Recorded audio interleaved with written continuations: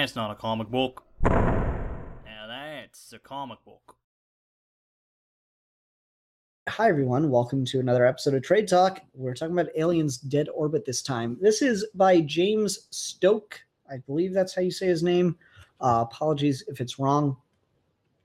So I quite liked James Stokoe's Godzilla Half-Century War. I thought that was probably the best Godzilla thing I've ever read or seen. Period, hands down, bar none. And so when I saw that he was on an Aliens book, I'm like, oh, cool. Yeah, that's great. And of course, he's writing and drawing it himself too, which is really cool as well. So I was really excited for this. But I'm going to be honest right off the bat, he lost me somewhere along the line. And that's unfortunate. So Aliens Dead Orbit, like, even though I got lost in some of the details, I'll tell you, it's not like a really big, exciting alien story. It is very much a return to the first Alien movie where it's, the same concept. They're stuck on a spaceship, space station still, with the xenomorphs. And this time we have plural. This crew of this space station is just dealing with, a rogue spaceship that's kind of a piece of crap floating around the galaxy. They go over to it to try to, see if there are any survivors on board, blah, blah, blah, blah. Something terrible happens, and, the survivors get burnt, awfully. And so they immediately got to bring them back to their ship for medical attention. And it's about at this point where it loses me, which it's not a great sign. It starts to do things, and I start to lose comprehension on the sequence of events. So that's a problem. But man, if the art here is not absolutely perfect for a horror comic, that I was very, very pleased with. The artistic gore and just holy shit is really good there. So we got our main character, Wasi, who I think it's supposed to be Wasi. Goes down one of the shafts on the station, I think. Or no, that goes down one of the shafts on the ship and has an encounter with the xenomorph. Freaks out. He's got to get away from the coolant. He drops his toolkit or something. The xenomorph shows up, and that's like the first big reveal we get of them. Then the next chapter begins, and he's running away from the xenomorph. And he gets, kind of to safety, as it were.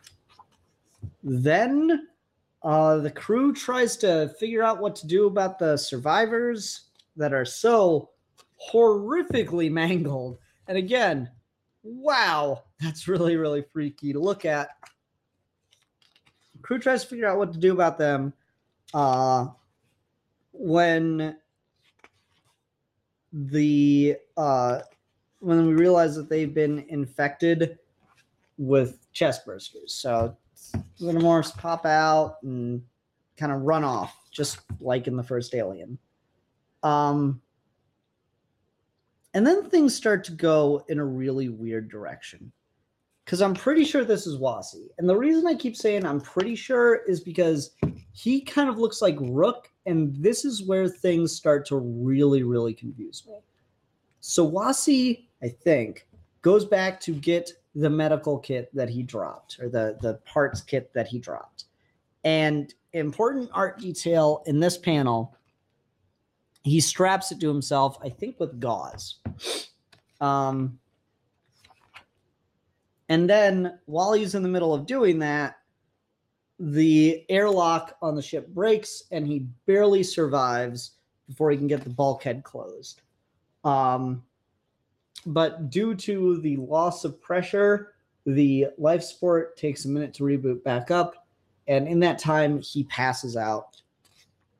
We get a page flip, and the implication here is pretty clear to me that the xenomorphs have taken him while he's passed out, and he wakes up in a nest. Feel that's pretty solid. And again, the artwork here, absolutely phenomenal. Really, really freaky looking. Just, it's so good. I love the use of color here. The reds in there and how the xenomorphs stand out because of it. That's really, really cool stuff. Anyway. So, like, he passes out, and then he looks over and sees the captain of the ship, and then we flash back to the captain getting taken. And Wasi was there. And this is where I start to get really confused. Because if that's not Wasi, then it's Rook. But, like, I don't know who that's supposed to be, because as the story goes on, it seems like it's got to be Wasi, because he seems so aware of everything that's happening here. Like, there's this moment where the characters remaining after the captain was taken are talking about what to do next, and this guy's that looks like Wasi is lighting a cigarette, and he's like, yeah, and they even call him Wasi, and he says, I've got a plan, and we're going to do this, blah, blah, blah, blah. And then there's just this whole sequence of events that happen that lead to their escape pod getting destroyed and another member of the crew dying. And just, I don't know, I start to really lose a sense of what's happening here. The escape pod gets destroyed, blah, blah, blah, blah, blah. Wasi is like holding his head in this panel, and then it goes back to him in the nest, which makes it seem like he's remembering all this. But this all takes place, at least for me, after the fact of him getting taken by the xenomorphs. So I really don't know the sequence of events here. I have a really hard time figuring this out. Anyway, we go back to the present, as it were. He's able to get out of the nest and climb to safety. But the xenomorphs start killing all of his crewmates, and it's just him kind of racing against the clock trying to get away. And then it gets extra confusing because we have sequences of panels that take place in the present and the past with no proper panel break between them. The only way to tell is the difference in coloring when these things happen, which, again, it was super unclear when Wasi got taken. And so it's just really, really confusing to me. And just makes it really, really hard to read and all this stuff. So anyway, Wasi ends up getting in the spacesuit and trying to get outside of the station, which he succeeds at, but the xenomorphs follow him out into the vacuum. And there's a whole big action scene of him killing them and blah, blah, blah, blah, blah. And then he gets back, kills the shit out of him some more. And then he gets back inside the station, but he used up all of his oxygen trying to kill the things in an explosion. And so he's going to run out of oxygen before anyone could even start to do anything about it. He's only got about 4 hours before he's completely out of oxygen. So he kind of resigns himself and smokes a cigarette. So I don't know. I like the idea here. It's not like super complicated. It's kind of just a really basic alien story that kind of deals with just the, locked in space with a monster on board. But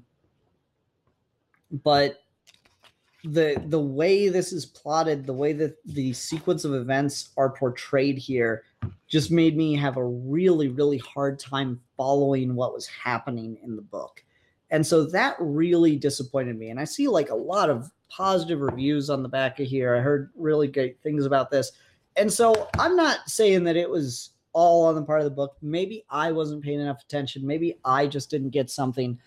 But I'm relating my experience of reading it. I had a hard time following what happened in the order in which it happened, or I confused two characters. I don't understand. So if someone can explain it to me in the comments or whatever, please, by all means, go ahead. But this is a book that went right over my head. All right. That'll do it for Trade Talk. Everyone, thank you very much for watching. Until next time, I will see you later. Bye. That's not a comic book. Now that's a comic book.